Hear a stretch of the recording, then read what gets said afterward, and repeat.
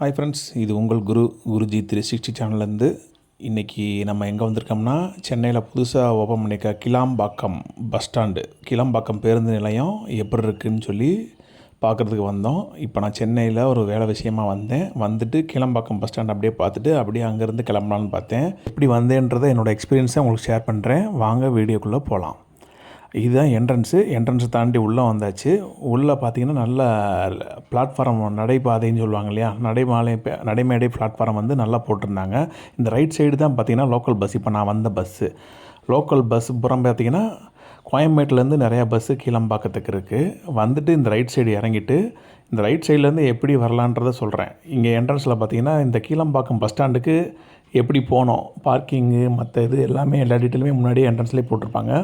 இந்த right side வந்து local பஸ்ஸில் வந்தவங்க, ரைட் சைடு அந்த லோக்கல் பஸ்ஸில் வந்தவங்க அந்த பக்கம் இருந்து சப்வே இருக்குது. சப்வேலேயே வந்து இந்த பக்கம் படிக்கட்டுலேயும் வரலாம். இல்லை அப்படின்னா இந்த சைடு வந்து எஸ்கலேட்டர் வச்சுருக்காங்க, எஸ்கலேட்டர் வசதி இருக்குது. இதில் ஏறி வந்து இந்த பக்கம் வந்து நின்றிங்கன்னா இங்கே தான் பார்த்தீங்கன்னா உங்களுக்கு எலக்ட்ரிக் வெஹிக்கிள் வந்து ஃப்ரீ காஸ்ட்டில் எலக்ட்ரிக் வெஹிக்கிள் இங்கே வந்து வரும். ஒரு 1 மினிட்டுக்கு ஒரு வண்டி வந்துக்கிட்டே இருக்கும் வரிசையாக. இதில் போகிறதுக்கு ஃப்ரீ தான். இதில் ஏறினீங்கன்னா உங்களுக்கு பஸ் ஸ்டாண்டுக்குள்ளே கொண்டு போய் நீங்கள் எந்த பிளாட்ஃபார்ம்னு சொன்னீங்கன்னா அவர் டிரைவர்கிட்ட 1, 2 அவரே சொல்லிடுவார். இப்போ மதுரைக்கு போனோம், இல்லை வந்து தஞ்சாவூர் போனோம் அப்படின்னா எந்த பிளாட்ஃபார்ம்ன்றது அவங்களுக்கு தெரியும். அந்த பிளாட்ஃபாரத்திலே கொண்டு போய் கரெக்டாக இறக்கி விட்ருவாங்க. ஏன்னா பார்த்தீங்கன்னா இது பஸ் ஸ்டாண்டு கிட்டத்தட்ட பார்த்தீங்கன்னா இப்போ தூரம் தெரியும் உங்களுக்கு. கிட்டத்தட்ட என்ட்ரன்ஸ்லேருந்து எப்படியும் 2 to 3 கிலோமீட்டர் இருக்கும் அந்த பஸ் ஸ்டாண்டு. எண்டு பார்த்தீங்கன்னா எண்டு பார்த்தீங்கன்னா 3 கிலோமீட்டர் வரைக்கும் வரும்னு நினைக்கிறேன். அவ்வளோ தூரம் இருந்துச்சு. என்ட்ரன்ஸில் நல்லா ஓவியங்கள் எல்லாமே நீட்டாக இருந்துச்சு, பக்காவாக இருந்துச்சு. வெளியூர் போகிறதுக்கு பேருந்து நிலையத்துக்கு அந்த என்ட்ரன்ஸ் இதுதான். என்ட்ரன்ஸ் வந்துட்டோம். என்ட்ரன்ஸுக்கு முன்னாடி ஆட்டோ ஸ்டாண்டு எல்லாமே இருக்கும். அவசரத்துக்கு 108 ஆம்புலன்ஸ் வசதி எல்லாம் வெளியே வச்சுருக்காங்க, ரெடிமேடாக வச்சுருக்காங்க. இந்த எலக்ட்ரிக் வெஹிக்கிள் இதில் ஏறி போயிட்டு இந்த என்ட்ரன்ஸ்குள்ளே நுழைஞ்சாங்க. என்ட்ரன்ஸில் பார்த்திங்கன்னா ஒரு பிரம்மாண்டமான குத்து விளக்கு வச்சுருந்தாங்க. பார்க்கவே அருமையாக இருந்துச்சு. சரி, இவ்வளோ தூரம் தான் போல், இங்கேருந்து இறக்கி விட்ருவாங்க போல், இறக்கி விட்டு இங்கேருந்து நடந்து போகணும் அப்படின்னு நான் நினச்சேன். கடைசியில் பார்த்தா அண்ணன் உட்காருங்க அப்படின்னு சொல்லிட்டு அந்த என்ட்ரன்ஸுக்குள்ளே கண்ணாடி இருக்குது பார்த்திங்களா, அதை ஓப்பன் பண்ணிட்டு உள்ளேயே போயிடுச்சு வண்டி.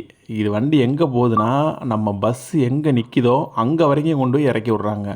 இந்த எலக்ட்ரிக் வெஹிக்கிள் பார்த்திங்கன்னா இது ஃப்ரீ தான். வயசானவங்களுக்கு மட்டும் கிடையாது, எல்லாருமே இந்த எலக்ட்ரிக் வெஹிக்கிள் ஃப்ரீ தான். எல்லாருமே யூஸ் பண்ணலாம். எல்லாருமே எடுத்துகிட்டு போய் நல்லா சர்வீஸ் பண்ணுறாங்க. இங்கே ஒரு அண்ணன் வந்து இறங்கிட்டாங்க. 2 வீலர் பார்க்கிங் எதாவது இறங்கணும்னு சொல்லி இறங்கிட்டாங்க. அதுக்கப்புறம் நான் 11th பிளாட்ஃபார்ம், மதுரை வண்டி வந்து 11th பிளாட்ஃபார்ம் போகணுன்னு சொன்னேன்.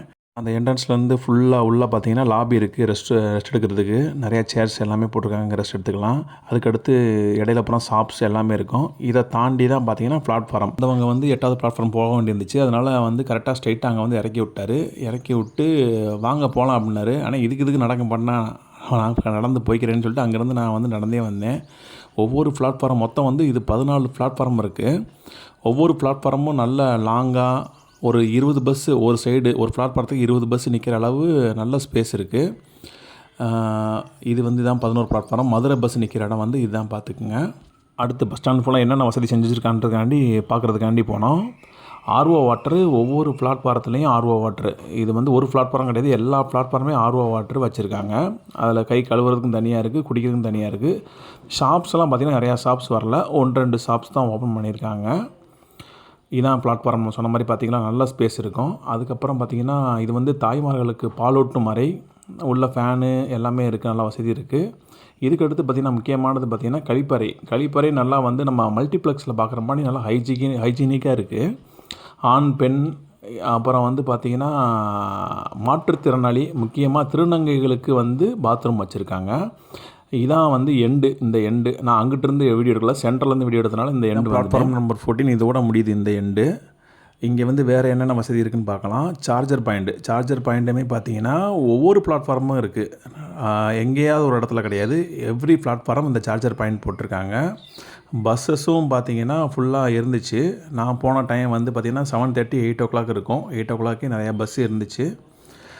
வெயிட் பண்ணி பஸ்ஸில் வந்து டிக்கெட் எடுத்துகிட்டு பார்த்திங்கன்னா நெக்ஸ்ட்டு வந்து சாப்பிட போகலான்னு சொல்லி பிளான் பண்ணோம். சரி, உள்ளே சாப்பிட போகலான்னு சொல்லிட்டு பார்க்கையில் அங்கே தான் வந்து கணபதி பவன் அப்படின்னு சொல்லி ஒரு ஹோட்டல் இருந்துச்சு. அங்கே தான் இருக்கிறதுலேயே க்ரௌடு வந்து ஜாஸ்தியாக இருந்துச்சு.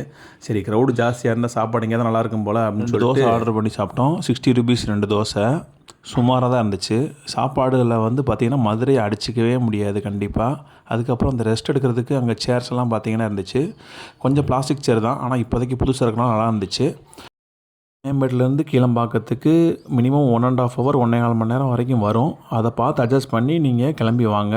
மற்றபடி பஸ் ஸ்டாண்டு எல்லாமே நல்லா தான் இருந்துச்சு. இந்த எக்ஸ்பீரியன்ஸ் எப்படி இருந்துச்சுன்னு லைக் பண்ணுங்கள், இந்த வீடியோவை ஷேர் பண்ணுங்கள், நம்ம சேனலை சப்ஸ்கிரைப் பண்ணுங்கள். மீண்டும் அடுத்த வீடியோவில் சந்திப்போம். நன்றி, வணக்கம்.